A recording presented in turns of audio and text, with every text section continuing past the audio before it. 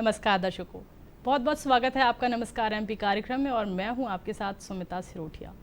तो दर्शकों, हमारा जो कार्यक्रम है नमस्कार एमपी प्रसारित होता है 8 से 9 सुबह हर दिन सोमवार से शुक्रवार।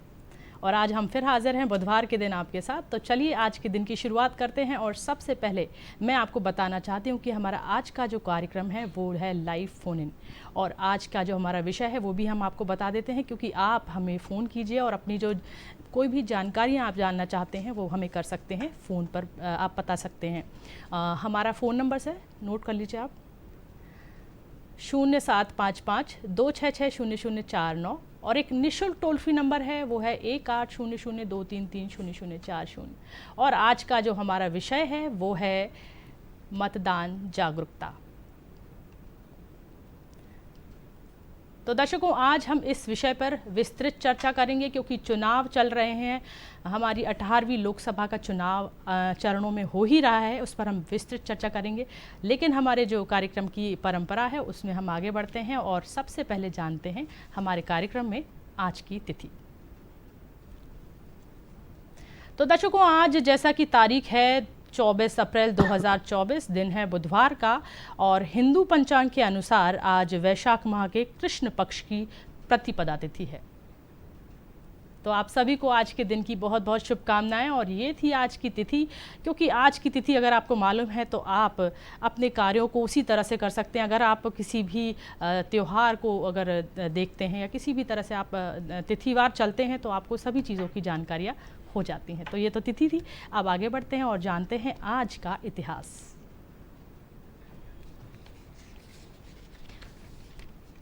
तो दर्शकों, आज का इतिहास बहुत ख़ास है, जिसमें हम बात करने वाले हैं 1877 में रूस ने 24 अप्रैल को ऑटोमन साम्राज्य के खिलाफ लड़ाई की घोषणा की थी। और आज ही के दिन 1898 में स्पेन ने अमेरिका के खिलाफ युद्ध की घोषणा की थी। 1920 में पोलैंड की आर्मी ने यूक्रेन पर आज ही के दिन हमला किया था।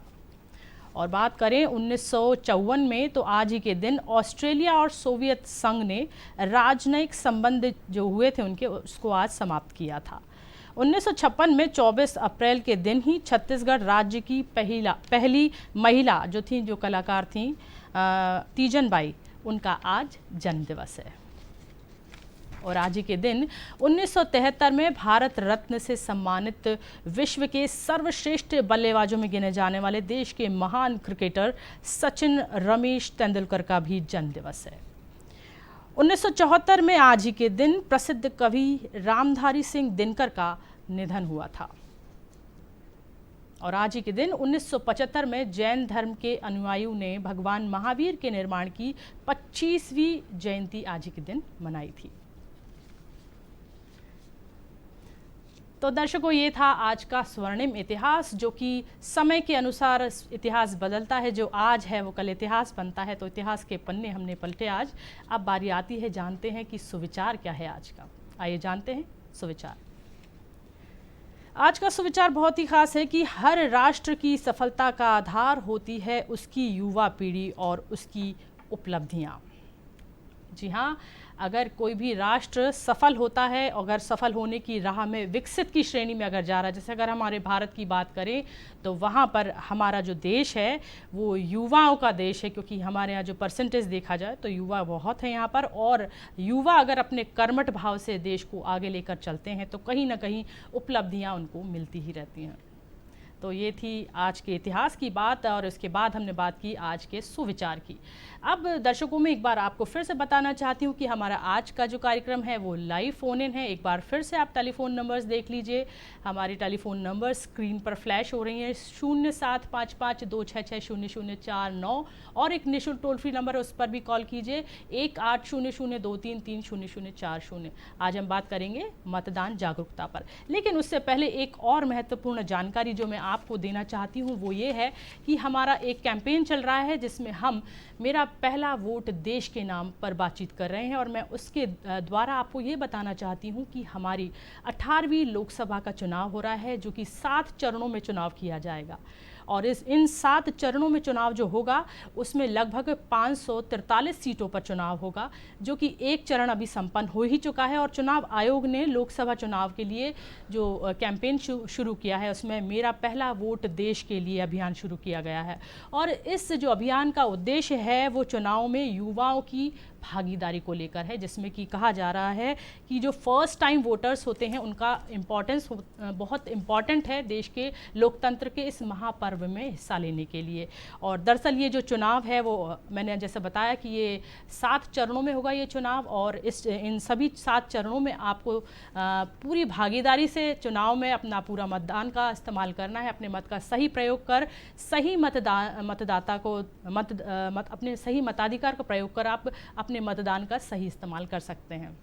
चलिए आगे बढ़ते हैं और अब जानते हैं कि जो हमारा विषय है उससे संबंधित हमारे बीच में आज कौन है। तो हमारे बीच में आज हैं धीरज बांगड़े जी, जो हैं वो हैं बूथ लेवल ऑफिसर हैं, BLO कहे जाते हैं। 152 भोपाल दक्षिण पश्चिम से हैं। आपका बहुत बहुत स्वागत है। नमस्कार।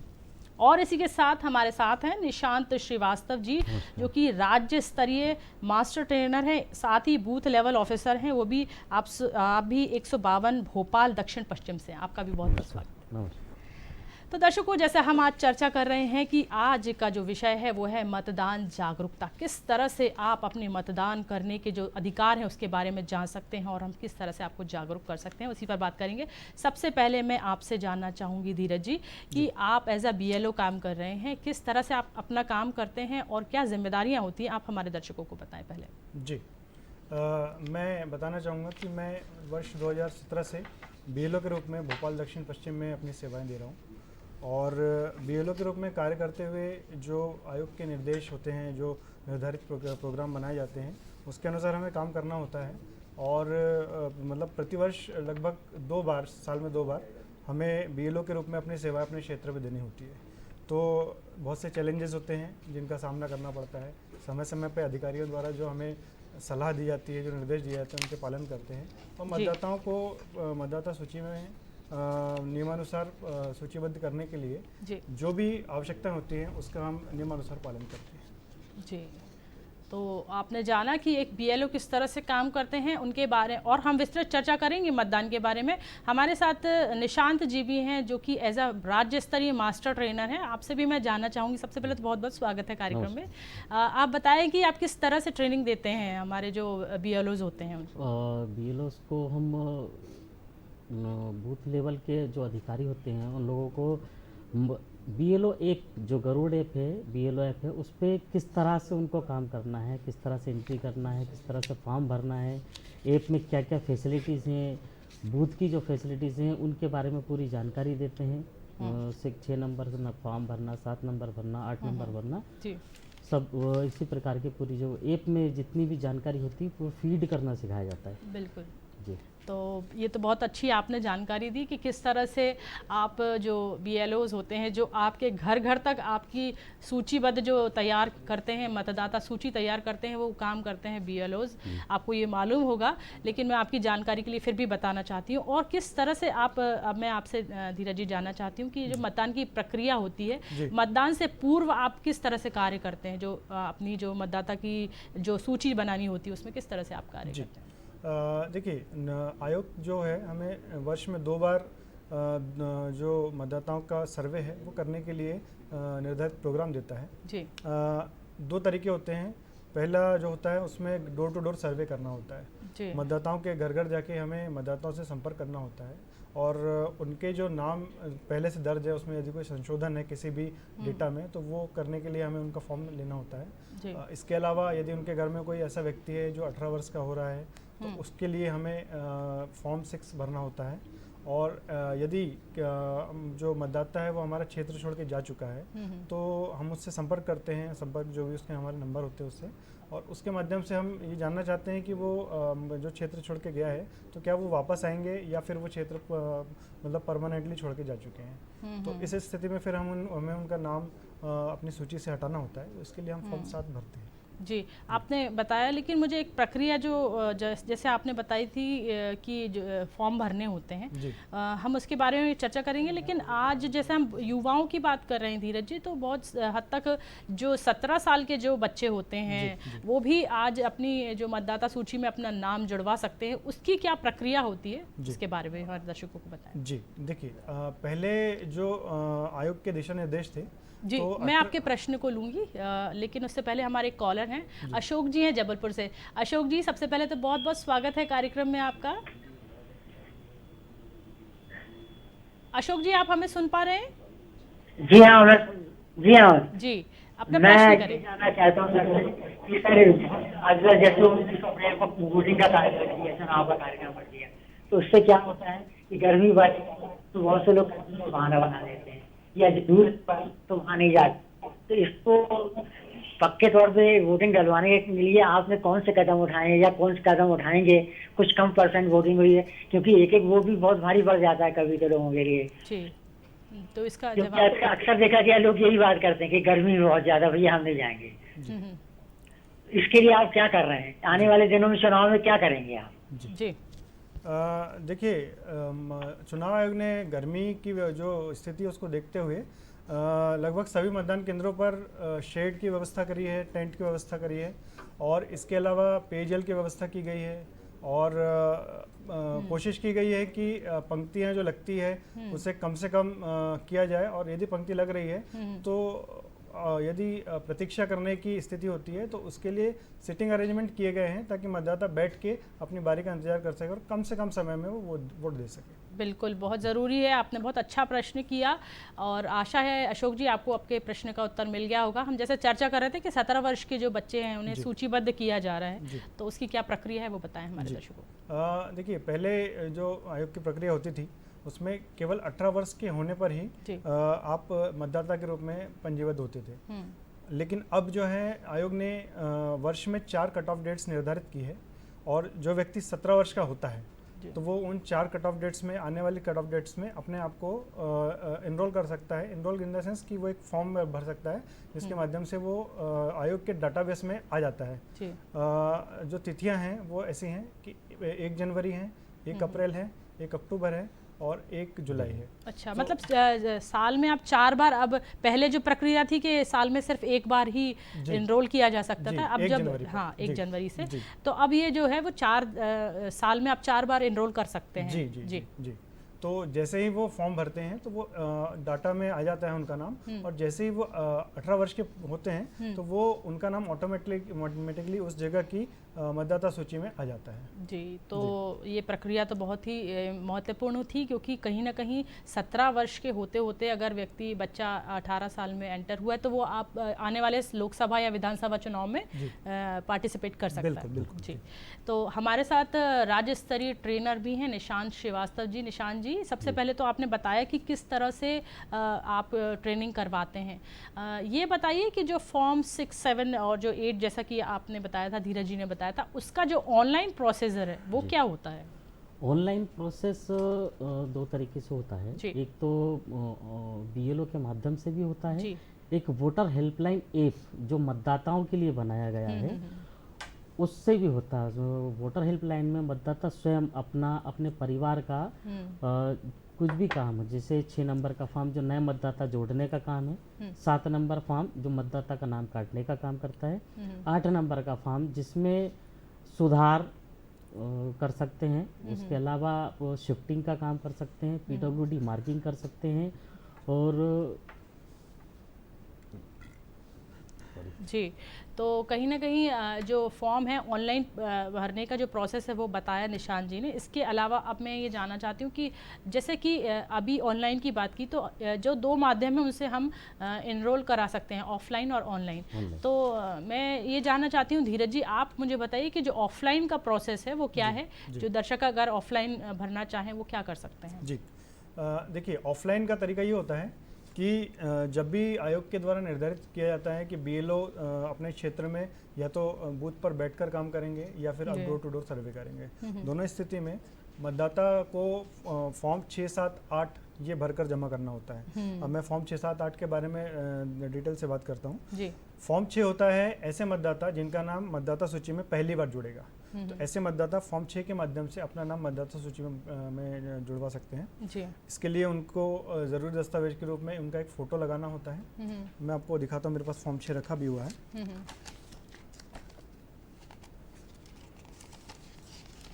ये होता है फॉर्म 6 जी। तो इसमें एक फ़ोटो लगता है, एक उनका पते का प्रमाण लगता है और एक लगता है उनका जन्म तिथि का प्रमाण पत्र। तो ये 3 दस्तावेज देकर वो इस फॉर्म को भरकर पूरी तरह से हमें दे सकते हैं। इसके बाद जो हमें भारत निर्वाचन आयोग के द्वारा एक एप्लीकेशन प्रोवाइड किया जाता है जिसका नाम है BLO ऐप। उसके माध्यम से हम उसे ऑनलाइन करते हैं और वो फिर आगे प्रोसेस में जाता है। जो ऑफलाइन और ऑनलाइन की बात हो रही है धीरज जी, उसमें जो डॉक्यूमेंट सबमिशन होता है, वो दस्तावेज जो लिए जाते हैं वो दोनों ही सेम होते हैं क्या? दस्तावेज सेम ही होते हैं, चाहे वो ऑनलाइन भरा जाए या ऑफलाइन भरा जाए। ओके तो ये बहुत अच्छी जानकारी आपने बताई कि किस तरह से अगर आप ऑफलाइन और ऑनलाइन का जो आवेदन भरने का जो प्रोसेस है, अगर आपको मतदाता सूची में नाम जुड़वाना है तो आप कर सकते हैं, ऑफलाइन भी कर सकते हैं और ऑनलाइन भी कर सकते हैं जी। और हमारी एक जो हमारी दर्शक हैं वो हमारे बीच में है, अर्चना जी हैं। अर्चना जी, बहुत बहुत स्वागत है आपका कार्यक्रम में, अपना प्रश्न करें। हेलो जी जी अर्चना जी, हम सुन पा रहे हैं आपको। जी जी जी मैम, ये मैंने अपने बेटे का फॉर्म ऑनलाइन जमा किया था, भरा था परिचय पत्र के लिए जी। तो मैम मुझे ये जानकारी नहीं है अभी कि उसका मतदाता में नाम जुड़ा है या नहीं। आपके बच्चे चाहिए थी जी। आपके बेटे का उम्र क्या है अभी? जी 18 साल पूरा 18 साल पूरा हो चुका है। तो इसका जवाब आप देना चाहेंगे निशांत जी? जी आपने जो ऑनलाइन आवेदन किया है उसका आपको एक रेफरेंस नंबर आपको मैसेज के द्वारा आपको प्राप्त हुआ होगा जी। उससे आप ऑनलाइन भी सर्च कर सकते हैं। आपके जो BLO हैं उनसे भी आप पता कर सकते हैं। Reference ID voter helpline app download करके आप उस पर भी सर्च कर सकते हैं। अगर आपका नाम उसमें जुड़ गया है, तो आपके बेटे का अगर नाम उसमें मतदाता सूची में जुड़ गया है तो आप उसको प्रिंट आउट भी निकाल सकते हैं। आपके वैसे तो आपके बाय पोस्ट घर पे आएगा, आप घर पे एक बार, अगर आप उस पते पर निवासरत नहीं है, अन्यत्र किसी जगह पे रहते हैं, तो आपको एक बार घर पे ट्राई करना चाहिए। आपके पोस्टल जो पोस्ट ऑफिस से जो आते हैं डाक वाले, उनसे पूछ सकते हैं कि क्या हमारा इस नाम से कुछ डाक आया है क्या, उसमें पता कर सकते हैं, या फिर वोटर हेल्पलाइन ऐप से डायरेक्ट डाउनलोड भी कर सकते हैं जी। तो आशा है अर्चना जी आपको आपके प्रश्न का उत्तर मिल गया होगा। धन्यवाद। हम चर्चा कर रहे हैं मतदान जागरूकता पर, और अब बारी आती है कि इसके बारे में हमें विस्तृत जानकारी होना बहुत ज़रूरी है, क्योंकि अब जो मतदान है वो एक चरण हमारा हो चुका है जो कि अभी 19 अप्रैल को हुआ था। अब जो दूसरा चरण है वो है शायद 26 अप्रैल को। तो दूसरा चरण होने वाला है, उस चरण में भी चुनाव होंगे, लेकिन उससे पहले जो हमारे जी एक और कॉलर हमारे हैं बीच में, हम उनसे बात करेंगे। पलक जी हैं भोपाल से। पलक जी, बहुत बहुत स्वागत है कार्यक्रम में आपका, प्रश्न करें। जी जी थैंक यू जी।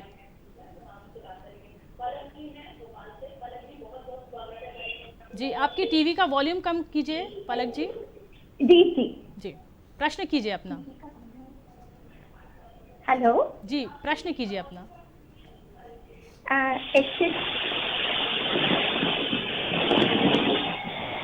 जी मुझे पूछना था कि शादी के बाद नाम चेंज हो गया है जी, तो उसकी क्या प्रोसेस है? पहले मेरा अनीता वाधवानी था और अब पलक लखानी है। ओके प्लीज प्रोसेस बता दीजिए। जी जी पलक जी, बिल्कुल बहुत अच्छा प्रश्न है और हर महिला की ये क्यूरियोसिटी होती है, तो आप बताइए जी। देखिए, आपका जब नाम चेंज करना होता है, संशोधन के लिए फॉर्म 8 होता है। आपको जो आपका जिस स्थान पे आप शादियों के आई हैं ससुराल में आपके, तो वहाँ पे आपका नाम जुड़ जाएगा। उसके लिए आपको एक आपका जो विवाह जो पत्रिका होगी वो आपको लगानी होगी, और इसके अलावा आपके जो पतिदेव हैं उनका वोटर आईडी और आपका वोटर आईडी, ये 3 चीज़ आपको सबमिट करनी होगी फॉर्म 8 के साथ। और जो आपका पुराना वोटर आईडी है उसका नंबर आपको देखना होगा। इसके माध्यम से आपका नाम जो आपके मायके से कट के जो ससुराल पक्ष है वहाँ जुड़ जाएगा। जी, इसी से जुड़ा एक और प्रश्न है कि एक जैसे कि अगर हम बात करें कि अगर रहवासी भोपाल में ही रहता है और उसका एक जगह से नाम कट गया है और वो दूसरी जगह उसका नाम नहीं जुड़ा है, तो उस स्थिति में क्या करना होगा और वो क्या मतदान करने का अधिकारी होगा या नहीं होगा? जी, देखिए, मतदान करने के लिए किसी भी जगह पे आपका मतदाता सूची में नाम होना आवश्यक है जी। यदि आपका नाम मतदाता सूची से कट गया है और कहीं नहीं जुड़ पाया है तो इसके लिए आपको फॉर्म 6 भरना होगा और उसके माध्यम से आपको फिर से अपना नाम सूचीबद्ध कराना होगा। जी, संशोधन को लेकर भी बात हो रही है कि संशोधन करना है किसी तरह का, अगर आपका पता बदल गया है या आपका ट्रांसफ़र हो गया है तो उस स्थिति में क्या होगा, मतलब किस तरह की प्रोसेस होगी, प्रक्रिया क्या होगी? संशोधन के लिए चाहे वो किसी भी प्रकार का हो, पता बदलने का हो या फिर नाम या कोई डाटा अन्य डाटा बदलने का हो, तो उसके लिए हमें फॉर्म 8 ही सबमिट करना होता है। हमें जिस भी प्रकार का संशोधन करना है उसके लिए ज़रूरी दस्तावेज हमें देना होगा और उसके आधार पर ही आपका जो संशोधन है वो हो पाएगा। बिल्कुल। निशान जी, अब मुझे एक चीज़ और बताइए, क्योंकि आप प्रशिक्षण देते हैं तो एक मतदान जागरूकता है वो हर जगह आपको हर क्षेत्र में देने के लिए कवायद करनी पड़ती होगी, तो मुझे ये बताइए कि आप अभी जो स्कूल कॉलेजेस या संस्थान है उसमें भी शायद आप प्रशिक्षण देते हैं कि किस तरह से मतदान करना है, तो वो क्या किस तरह से कोशिश करते हैं और किस तरह से आपको लोगों का सपोर्ट मिलता है? हमारे जो आयोग के दिशा निर्देश रहते हैं तो उनके अकॉर्डिंग हम स्कूल जो सेलेक्टेड स्कूल कॉलेज होते हैं वहाँ पे जाके वहाँ के जो वॉलंटियर्स होते हैं, वहाँ के जो एम्बेसडर होते हैं उनको ट्रेंड करते हैं, वोटर हेल्पलाइन 1 के बारे में जानकारी देते हैं। वहाँ जो कॉलेज में ऐसे बच्चे जो अभी 18 साल के हो गए हैं और उनका मतदाता सूची में नाम नहीं जुड़ा है उनको बुलाते हैं, पूरा उनसे वहाँ पे फॉर्म भरवाते हैं, उनकी एंट्री करवाते हैं, उससे ज़्यादा से ज़्यादा लोग उसमें जुड़ सकें, उसके लिए वॉलंटियर्स और एम्बेसडर से संपर्क करके पूरा करते हैं। निशान जी, एक कॉलर है हमारे साथ, छाया जी। छाया जी, बहुत बहुत स्वागत है कार्यक्रम में, अपना प्रश्न करें। जी सर। जी हाँ। छाया जी, अपने टीवी का वॉल्यूम थोड़ा कम करें। हाँ सर, मैं ये पूछना चाह रही हूँ सर कि मैंने हेलो जी, पूछिए प्रश्न कीजिए अपना। हाँ सर, मेरा कार्ड है, पुराना वोटर कार्ड है मेरा जी, और मैंने अप्लाई किया है, 2 बार अप्लाई कर दिया है, डिजिटल कार्ड बनवाना है, तो वो आ नहीं पाया सर अभी तक, क्यों नहीं आया? निशान जी, आप इसका डिजिटल कार्ड आपको बाय पोस्ट अगर आपने अप्लाई किया है तो अगर आप BLO के माध्यम से भी कर सकते हैं, वोटर हेल्पलाइन के माध्यम से भी कर सकते हैं।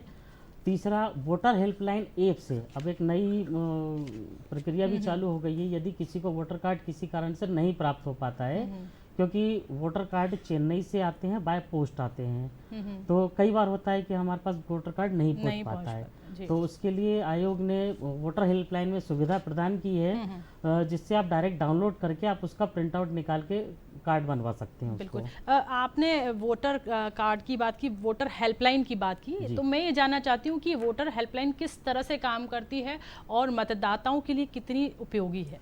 वोटर हेल्पलाइन बेसिकली जो है मतदाताओं के लिए ही बनाया गया है। उसमें मतदाता स्वयं अपने परिवार का नाम जोड़ सकते हैं, काट सकते हैं, करेक्शन कर सकते हैं, शिफ्ट भी कर सकते हैं। जैसा अभी चर्चा में आया था कि एक जगह से आपने पूछा था कि दूसरी जगह अगर जाते हैं तो किस तरह से रहेगा, उसी 8 नंबर के फॉर्म से शिफ्टिंग ऑफ रेसिडेंस के नाम से कॉलम आता है, उस पर आप क्लिक करते हैं तो आप एक जगह से दूसरी जगह अपने वोटर को कार्ड को ट्रांसफ़र कर सकते हैं। जी, बिल्कुल सही बताया आपने। और एक कोई अगर हेल्पलाइन नंबर हो जिस पर कोई अगर मतदाता अपनी कोई जानकारी आप लोगों से लेना चाहे, चुनाव आयोग से कोई उसको इन्फॉर्मेशन लेनी हो, तो कौन सा वो हेल्पलाइन नंबर है, आप हमारे दर्शकों को और बताएं। 1950। तो ये नंबर जो है वो आप नोट कर लीजिए, हमारा हेल्पलाइन नंबर है 1950, यानी कि 1950 जो नंबर है, उस पर चुनाव से संबंधित या मतदान से संबंधित अगर कोई भी जानकारी आप चाहते हो तो वो आप ले सकते हैं।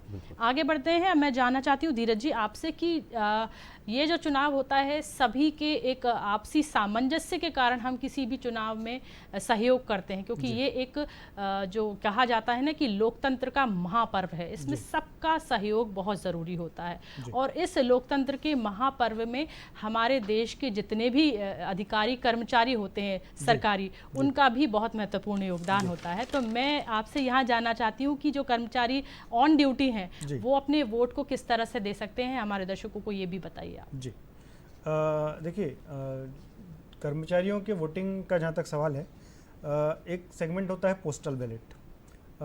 पोस्टल बैलेट में एक कर्मचारियों के लिए व्यवस्था दी गई है निर्वाचन आयोग के द्वारा ईडीसी की। ईडीसी मतलब इलेक्शन ड्यूटी सर्टिफिकेट। कर्मचारियों को एक फॉर्म भर के देना होता है 12 का, जिसके माध्यम से वो आवेदन करते हैं कि उन्हें इलेक्शन ड्यूटी सर्टिफिकेट जारी किया जाए, निर्वाचन कर्तव्य प्रमाण पत्र जी। वो निर्वाचन आयोग 12 का को एक्सेप्ट करने के बाद जारी करता है, और जिसके माध्यम से अब ये व्यवस्था दी गई है क्योंकि जिस मतदान कर्मी की ड्यूटी कहीं पर भी लग रही है तो वो यदि भोपाल क्षेत्र के अंदर ही ड्यूटी कर रहा है तो सारे भोपाल क्षेत्र के लिए एक ही उम्मीदवार होगा जी, है ना। तो इसके लिए वो अपने जिस बूथ पर ड्यूटी कर रहा है उसी बूथ पर वो मतदान कर पाएगा। ये व्यवस्था आयोग ने दी है। बिल्कुल, बहुत ही अच्छी व्यवस्था है। अगर आप कर्मचारी अधिकारी हैं तो आपको किस तरह से आप मतदान में सहयोग कर सकते हैं, ये बताया धीरज जी ने। धीरज जी, एक चीज़ और बताइए कि जो भोपाल में जो चुनाव मतदान होने वाला है वो किस चरण में होने वाला है, वो हमारे दर्शकों को एक बार और बता दें। भोपाल में तीसरे चरण में मतदान होगा जी, 7 मई को जी। इसके अलावा जी, तो ये जो डेट है आप नोट कर लीजिए, 7 मई को भोपाल वाले जितने भी सुन रहे हैं भोपाल वासी, 7 मई को अपना मतदान का सही उपयोग कर आप सही उचित उम्मीदवार को जितवाएं और अपने सही मताधिकार का उपयोग करें।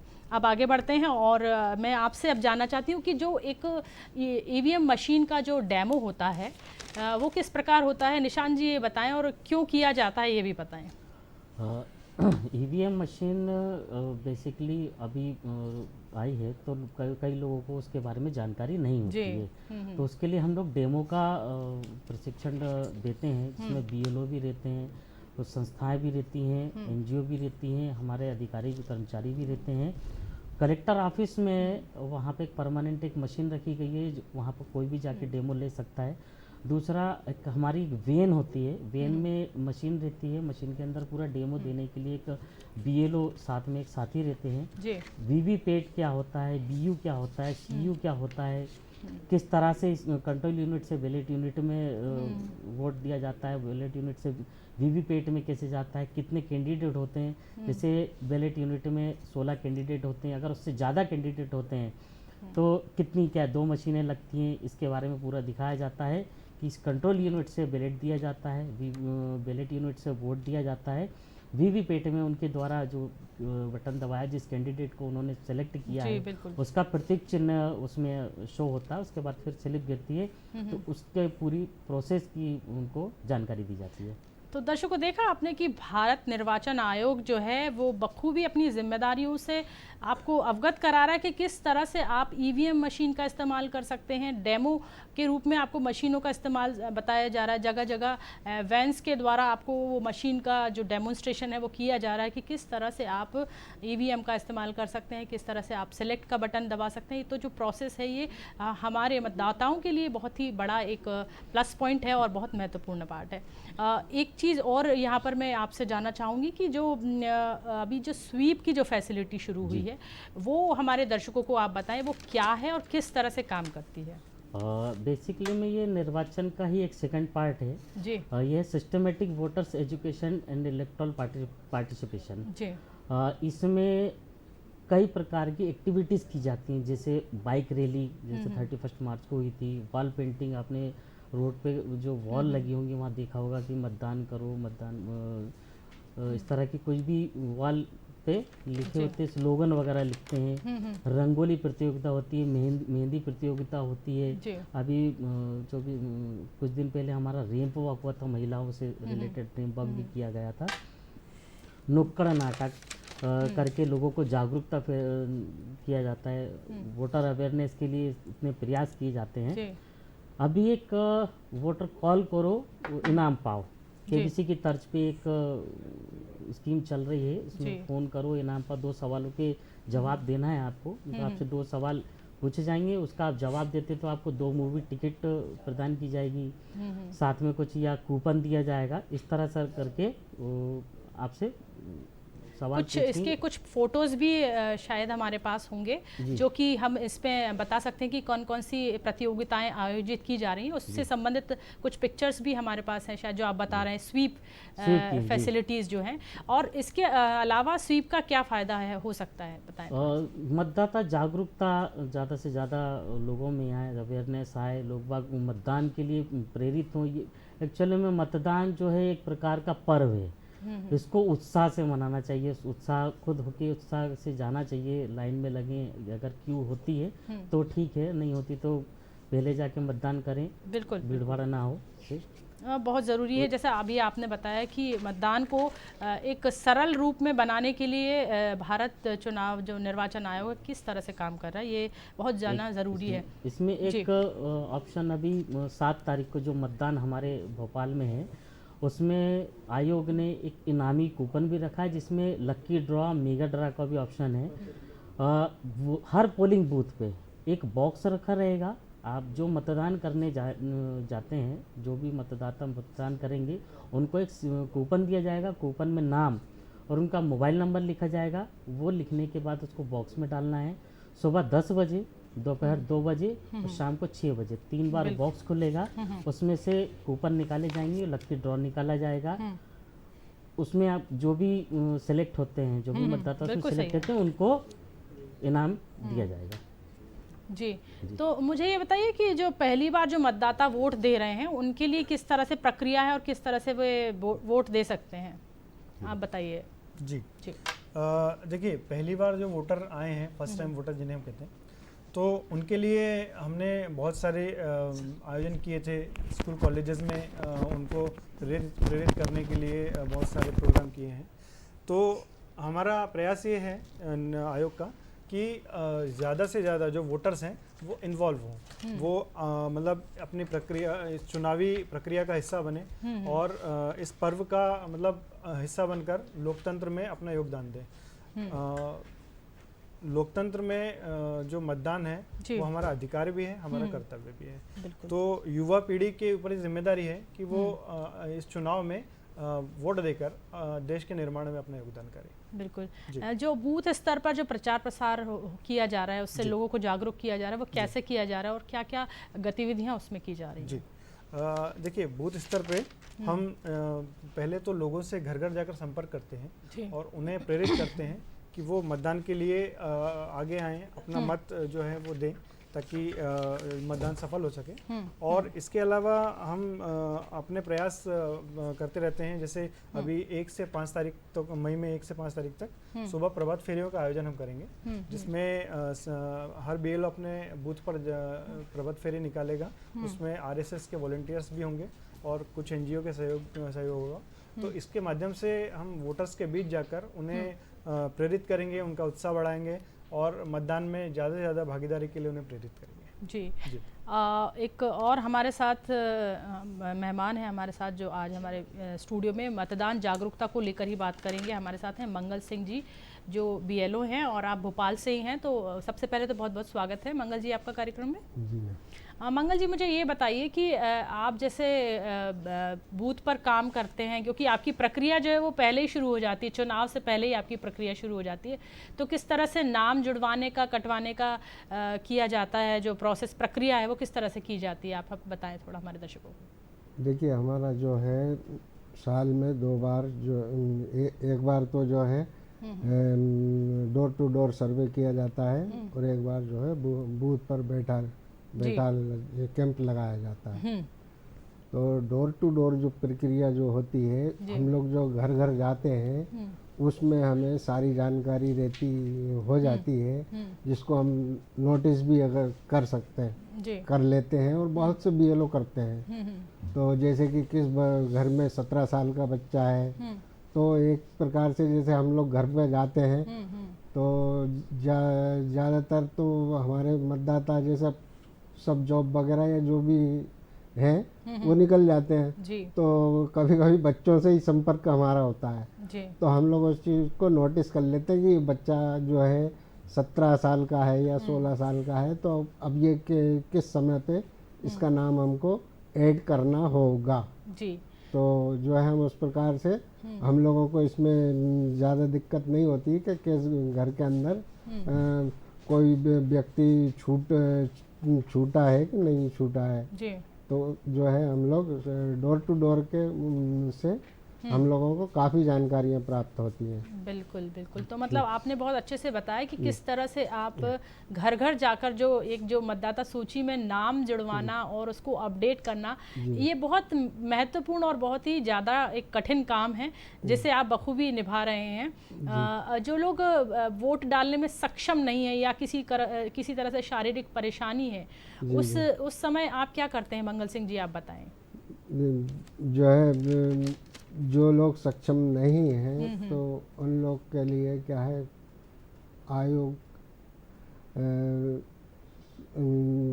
घर से मतदान करवाने की सुविधा रखता है। जी जी। जो है कि अब 85 प्लस वालों के जो है घर से ही मतदान करवाया जा रहा है। बिल्कुल।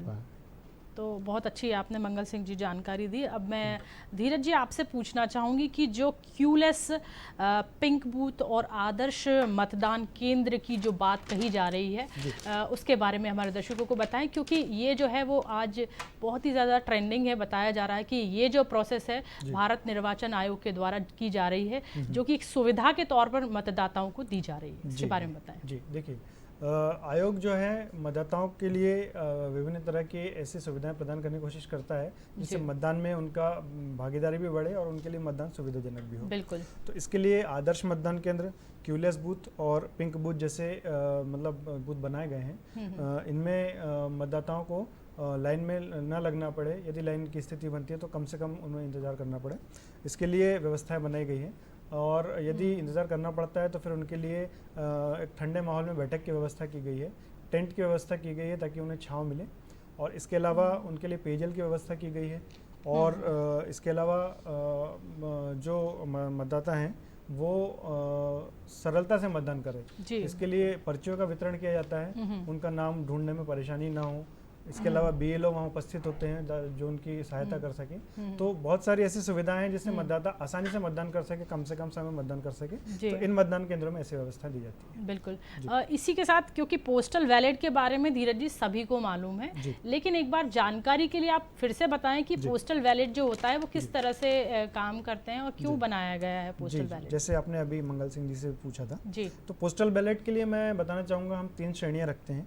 एक होता है सर्विस वोटर, जिसमें हमारे जो सेनाएं होती हैं, उनमें जो सैनिक होते हैं उनके लिए व्यवस्थाएं होती है, ETPBS जिसको हम कहते हैं। आप इसको electronically transmitted postal ballot system कहते हैं। इसमें उनके द्वारा जो वोटिंग की जाती है वो इलेक्ट्रॉनिक माध्यम से की जाती है। कर्मचारियों के लिए जैसे हमने बात करी थी, EDC मतलब निर्वाचन कर्ता प्रमाण पत्र के माध्यम से वोटिंग की जाती है। और ऐसे वोटर जो 85 प्लस है, मतलब 85 वर्ष से अधिक के हैं और जो विकलांग या दिव्यांग श्रेणी में आते हैं, तो उनके लिए आयोग ने व्यवस्था दी है कि वो घर से ही मतदान कर सकते हैं। इसके लिए अभी कुछ दिन पहले BLO उनके घर जाके संपर्क किए थे, जो कि 85 वर्ष से अधिक के मतदाता हैं या विकलांग मतदाता हैं, और उनसे एक सहमति पत्र लिया गया था, जो कि इस बात का प्रमाण था कि वो मतदान करना चाहते हैं बूथ पर जाकर या फिर घर से करना चाहते हैं। बिल्कुल। उसके बाद और इस सहमति पत्र को फिर हमने आयोग के पास जमा किया, और जिन्होंने भी सहमति दी है कि वो घर से मतदान करना चाहते हैं, तो उनके लिए घर से मतदान करने की व्यवस्था दी गई है। तो मैं एक आखिरी प्रश्न मंगल जी से ये करना चाहूँगी। मंगल जी, मुझे ये बताइए कि अगर कोई अपने परिचय पत्र को नया बनवाना चाहता है या कलर्ड बनवाना चाहता है, तो उसके लिए क्या प्रोसेस प्रक्रिया होगी, वो बता दें हमारे दर्शकों को। उसके लिए जो है मतदाता जो है वोटर हेल्पलाइन पे भी अब स्वयं कर सकता है, और जो है कि बूथ पर जाकर भी जो है फॉर्म 8 का उपयोग कर सकता है डुप्लीकेट के लिए, जिससे कि उसका जो है कलर्ड वाला मतदाता कार्ड बनकर घर पर पहुंचेगा। जी। तो जी। तो आशा है आपको जो मतदान जागरूकता से संबंधित जो जानकारी प्राप्त हुई होगी दर्शकों, वो काफ़ी हद तक आपको पता चल गया होगा कि किस तरह से आप मतदान में सहयोग कर सकते हैं और क्या क्या सुविधाएं आपको भारत निर्वाचन आयोग दे रहा है। यहाँ पर मैं आपको धन्यवाद करना चाहूँगी कि आप हमारे कार्यक्रम में आए, और लूँगी एक छोटा सा ब्रेक और मिलते हैं छोटे से ब्रेक के बाद। बहुत बहुत धन्यवाद।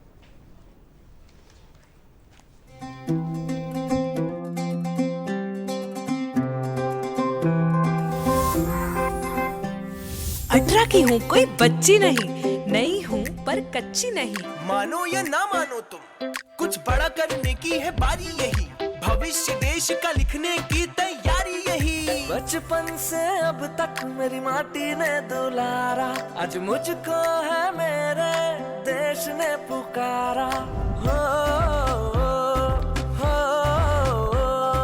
हो, ये जीवन ये तन मन सब कुछ है तुम्हारा, आज मुझको है मेरे देश ने पुकारा। जो सोचे और ठाने तो करके दिखा दे, ऐसे है मेरे देश के फौलादी इरादे। आज चल पड़े हैं हम सबके कदम, बदलने भाग्य देश का निकल पड़े हैं हम। हो, हो, बनेगा देश महान जब वोट करेंगे हम। कश्मीर से कन्याकुमारी है सब अपने, यहाँ पे कोई बेगाना नहीं। हम तो यहाँ पे सब देश के दीवाने, तो हमसे कोई टकराना नहीं। आवाज यही, अधिकार यही, आजादी का पुरस्कार यही, लोकतंत्र का पहले संस्कार यही, संस्कार यही। अपनी यारी की खाओ कसम, करेंगे अपना पहला वोट देश के लिए हम। ये जीवन ये फर्स्ट टाइम मन जी सर, सब कुछ है तुम्हारा, आज मुझको है मेरे देश ने पुकारा। ब्रेक के बाद एक बार फिर स्वागत है आपका नमस्कार एमपी कार्यक्रम में, जिसमें हम चर्चा कर रहे हैं मतदाता जागरूकता के बारे में कि किस तरह से आप मतदान के लिए जागरूक हो सकते हैं। हमारे साथ आज कार्यक्रम में मौजूद हैं धीरज बांगड़े जी, और साथ ही हमारे साथ एक और गेस्ट आ चुके हैं हमारे मेहमान, जो कि हैं हमारे साथ संतोष कटारे जी। संतोष जी, बहुत बहुत स्वागत है आपका कार्यक्रम में। संतोष जी लोकगीत गायक हैं और बहुत समय से आप गायन के क्षेत्र में अग्रसर हैं, और सबसे पहले मैं आपका स्वागत करती हूं और आपसे जानना चाहती हूं कि जो लोकगीत का जो सफ़र आपने शुरू किया था, कब से आप इस फील्ड में हैं?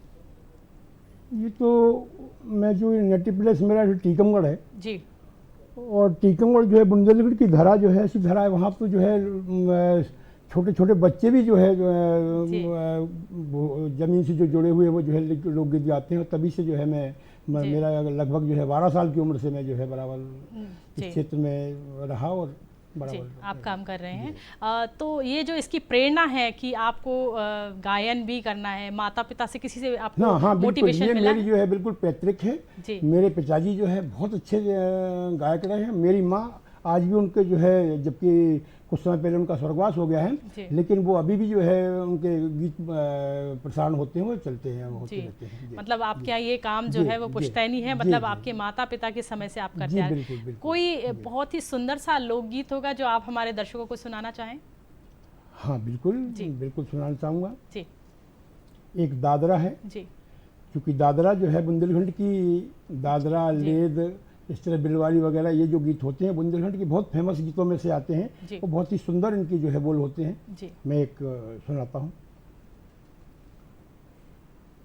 मोरी छोड़ो न बैया अवध सैया, मोरी छोड़ो न बैया अवध सैया हो, अवध सैया हो, अवध सैया मोरी छोड़ो न बैया।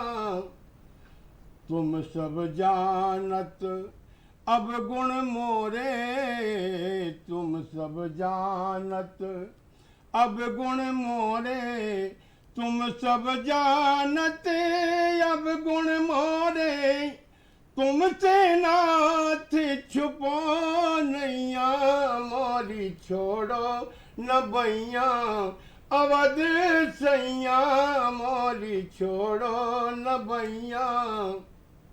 ना हम कीनी साधु सेवा, ना हम कीनी साधु सेवा, ना हम कीनी साधु सेवा, ना हम कीनी साधु सेवा।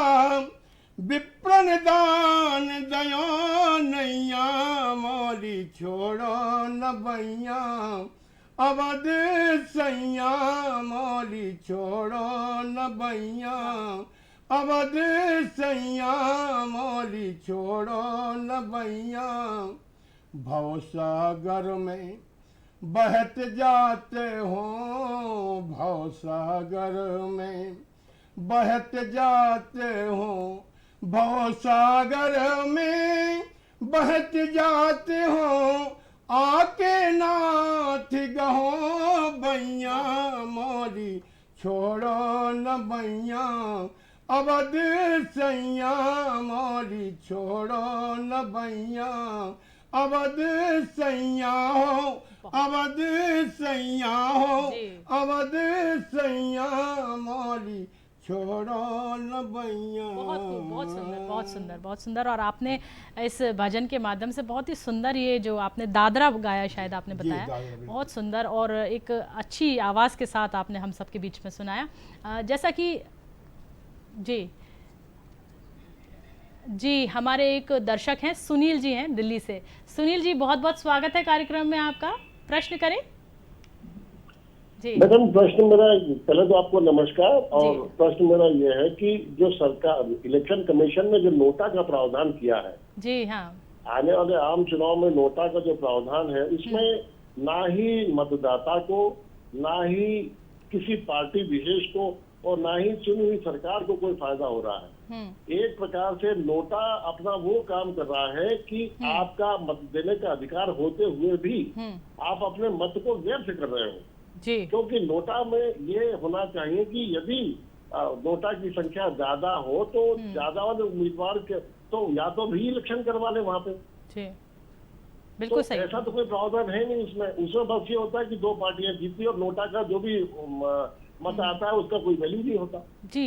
बिल्कुल, आपने तो नोटा का वैल्यू निर्धारित करे इलेक्शन कमीशन, या नोटा को समाप्त कर दे, क्योंकि मतदाता अपने मत को बिल्कुल कूड़े में डाल रहा है एक प्रकार से। बिल्कुल सही, बिल्कुल सही आपने सुनील जी बहुत ही महत्वपूर्ण प्रश्न जो किया है और अपनी जो विचार जो आपने हमारे बीच में रखा है ये बहुत ही सार्थक है, क्योंकि नोटा जो है उसका इस्तेमाल करके आप ना तो आप किसी का भी इसमें भला होगा ही नहीं और जो मतदाता है उसका जो मत है वो व्यर्थ जाता है।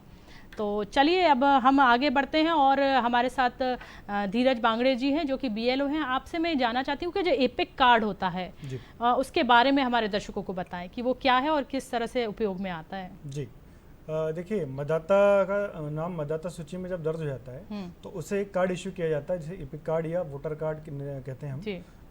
ये कार्ड वो कार्ड होता है जिसके माध्यम से वो मतदान कर सकता है, मतदान के लिए उसे ले जा सकता है और उसका नाम मतदाता सूची में आसानी से मिल सकता है। एपिक कार्ड वैसे तो मतदाता सूची में नाम जुड़ने के बाद स्वतः ही उसके घर पे डाक के माध्यम से आ जाता है।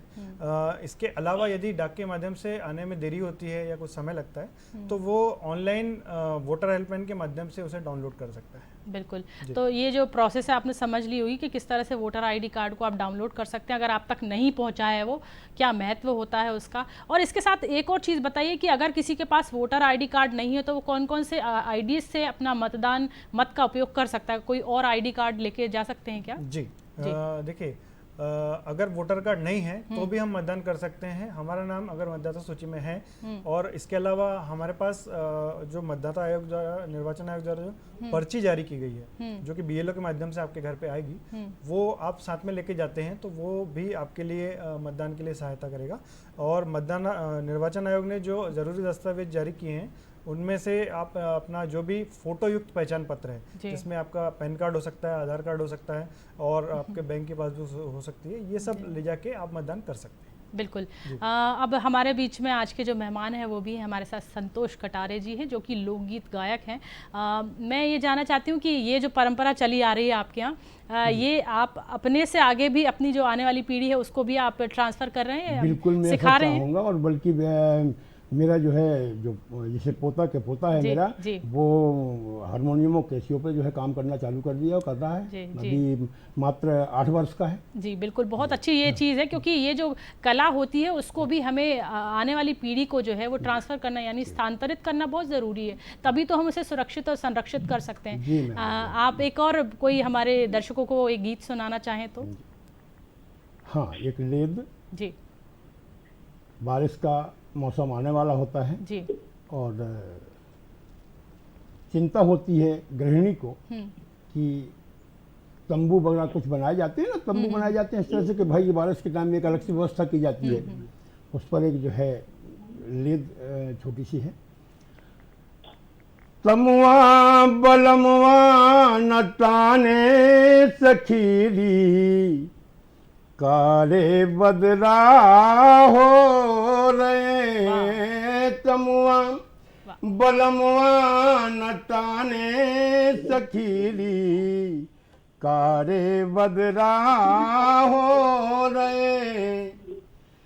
अरे कोना दिशा बजरा भये कोना, अरे हाँ कोना दिशा बजरा भये, और कोना बरस गए मेघ सकीरी कारे बदरा हो रहे। तमुआ बलमुआ नटाने सखीरी कारे बदरा हो रहे।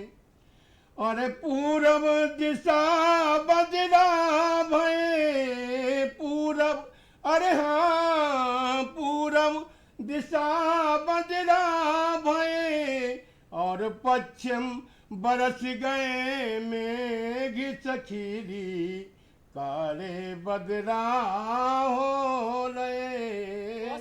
पश्चिम बरस गए मेघ सखीरी काले बदरा हो रहे।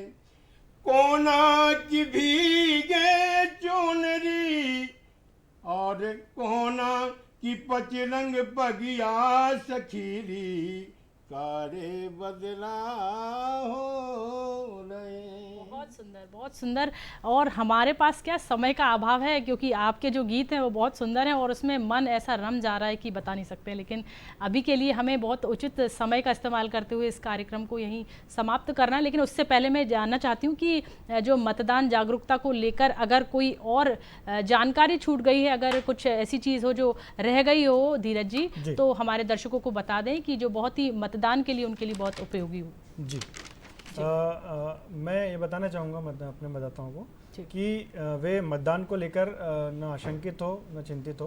मतदान बहुत सरल प्रक्रिया है, इसमें बढ़ चढ़ के हिस्सा लीजिए। अगर कोई समस्या है तो टोल फ्री नंबर आपको दिया गया है 1950, उसमें आप फ़ोन करके अपनी समस्या का निवारण कर सकते हैं। और इसके अलावा मतदाता पर्चियों का वितरण किया जाएगा 28 तारीख के बाद से, तो आपके घर में मतदाता पर्ची भी आएगी। आप सदैव इस बात का ध्यान रखिए कि निर्वाचन आयोग आपके लिए हमेशा तत्पर है कि आपको कोई समस्या उसका निवारण करे। अगर कोई समस्या है तो आप प्लीज़ हमसे संपर्क करिए और मतदान करिए। बिल्कुल। और यहाँ पर इन्होंने बहुत अच्छा संदेश दिया है आप सभी को, मतदाताओं को, कि किस तरह से आप अपने मत का सही उपयोग करके सही व्यक्ति को चुनाव में जिताएं, और एक सही उचित व्यक्ति आएगा तो वो आपकी समस्याओं को भी सुनेगा और जो इम्प्लीमेंटेशन होता है, जो काम किया जाता है, वो प्रॉपर हो सकता है। इसलिए आप अपने मताधिकार का सही उपयोग करें। और जो हमारे कॉलर थे सुनील जी, उन्होंने नोटा की जो बात कही उसको भी ध्यान रखिए कि अपने वोट को व्यर्थ मत कीजिए, कोशिश कीजिए कि जो सही उम्मीदवार हो उसको चुनकर आप अपने लोकतंत्र के इस महापर्व में शामिल करें। चलते चलते मैं आपसे 2 लाइनें कुछ अगर आप सुनाना चाहें, हमारे जो संतोष जी एक मेहमान हैं हमारे साथ आज, अगर कोई 2 लाइन सुनाना चाहें चलते चलते तो आप हमारे दर्शकों को सुनाएं। देखिए, प्रशिक्षण ही जो है इन चीज़ों में आगे बढ़ाता है, और जो है जब छात्र होते हैं, हम शिशु होते हैं, उस समय से जो है इसमें अगर हम रुचि लेते हैं तो आगे बढ़ते हैं। एक मैंने लाइन लिखी थी कि प्रशिक्षण को प्रगति की वास्तविक बुनियाद कहते हैं। जी बिल्कुल, बहुत अच्छा। प्रशिक्षण को प्रगति की वास्तविक बुनियाद कहते हैं। पूर्ण विकसित जो हो जाए उसे आबाद कहते हैं। जी। पूर्ण विकसित जो हो जाए उसे आबाद कहते हैं। जी। इशारों से बताए लक्ष्य को सर्वांग जो भेदे। बिल्कुल। इशारों से बताए लक्ष्य को सर्वांग जो भेदे, हकीकत में शहंशाह को सयाद कहते हैं।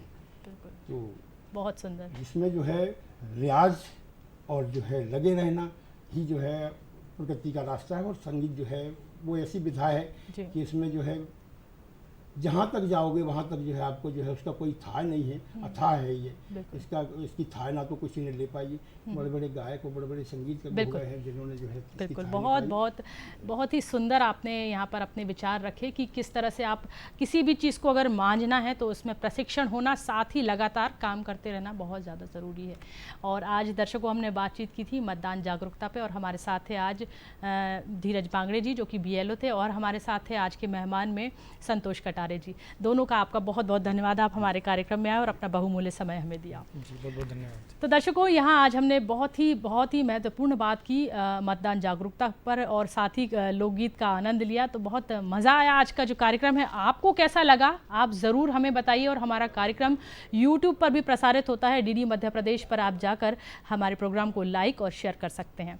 हम मिलेंगे आपसे फिर। आज के लिए इतना ही। मुझे सुमिता को दीजिए आज्ञा। नमस्कार।